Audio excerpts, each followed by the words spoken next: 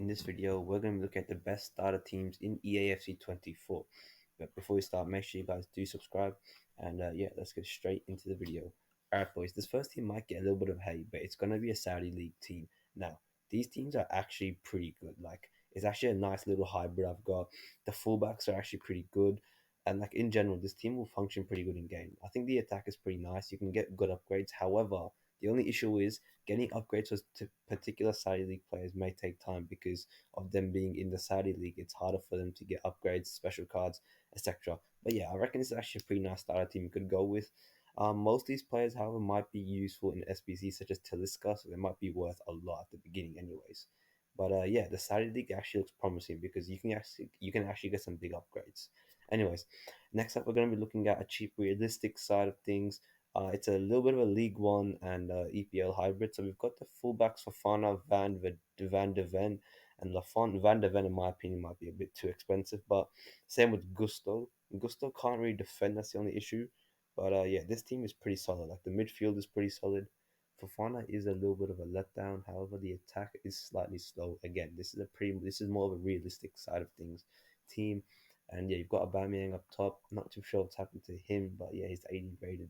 And yeah, you got Bogga on the left because I just want to try some new players out. They look pretty good, not too slow, but yeah.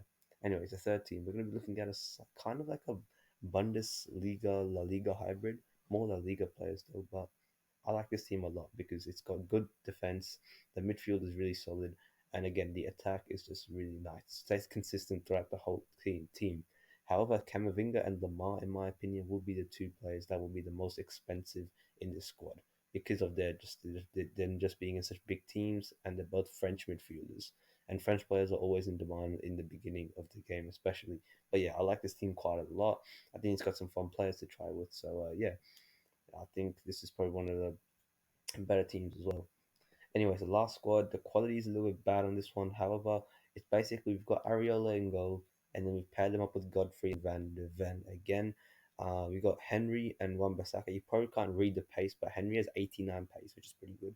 And in the midfield, you've got Willock, Mateus Nunez, and Mount. Mateus Nunez is obviously known for him being really meta. He's like in most of the squads, anyways, because of his stats. And yeah, the attack is pretty good as well. Watkins, Mitoma 84 pace, Redmond 84 pace, Watkins 84 pace. It'll stay really consistent. And yeah, it's just a nice, consistent Premier League team that's realistic. I reckon a lot of people will actually get similar squads to this. Anyways, hopefully you guys enjoyed. Make sure you guys do subscribe.